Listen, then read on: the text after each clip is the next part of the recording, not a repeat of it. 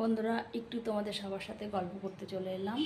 তোমরা সবাই জানো আজকে শ্রাবণ মাসের প্রথম সোমবার, যার জন্যে তোমাদেরকে এই ভিডিওটা শেয়ার করা। আমি এই সোমবারটা কোনো দিনও পালন করিনি এই অবধি। আজকে কি হলো, কালকের থেকেই আমার মনে হচ্ছে যে আমি একটু সোমবারটা পালন করি। সেই হিসাবে আমি ঠিক করে নিলাম, ঠিক আছে আমি সোমবারটা পালন করব। তা তোমরা তো জানোই শিব পুজোর অনেক রকম নিয়মবিধি থাকে, সেটা আমার পক্ষে সবটা জানা সম্ভব না। ফেসবুকে মাধ্যমে যারা যারা ভিডিও ছেড়েছে শিব পুজোতে, এই শ্রাবণ মাসের প্রথম সোমবারটা শ্রাবণ মাসটা পুরোটাই বাবার মাস, শিব বাবার মাস।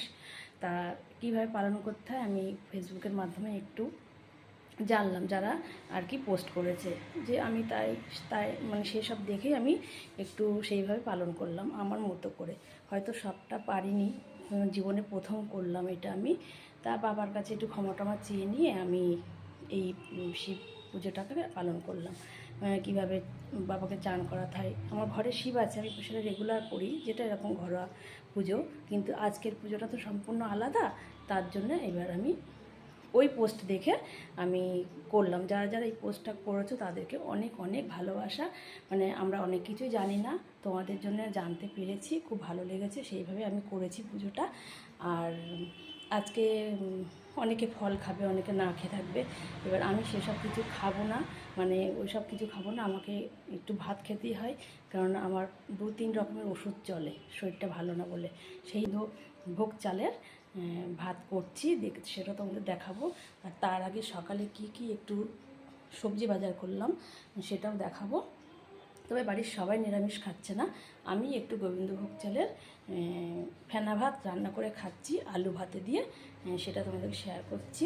দেখো, ফ্যানটা অফ করে দিয়ে আমি ভিডিও করছি, এদিকে ঘেমে যাচ্ছে ধর করে, এত গরম লাগছে, নাহলে এত ফ্যানের আওয়াজ এসে যায়। তার জন্য আমি ফ্যানটা বন্ধ করে দিয়ে তোমাদের সাথে ভিডিওটা করছি।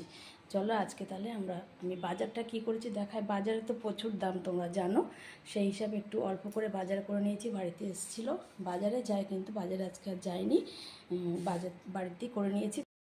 দেখো বাজার কি করেছি আমি। এখানে একটা কুমড়ো কিনেছি, চাল কুমড়ো, গিমে কুমড়ো বলে এটাকে, তোমরা কে কী বলো জানিও। এই কুমড়োটা কিনেছি, একটু পেঁপে কিনেছি, একটু মিষ্টি কুমড়ো কিনেছি, একটু বাঁধাকপি কিনেছি, একটু বেগুন কিনেছি, একটু আলু, কাঁচা লঙ্কা, এসবগুলো কিনেছি। কিন্তু এই কটা সবজি দাম নিয়েছে 120 টাকা। এই কটা, এখন তো জানো 1 মাস ধরে বর্ষা হয়েছে, তার জন্যই এতটাই দাম নিয়েছে। এই হচ্ছে বাজার করেছি। এবার আমি গোবিন্দ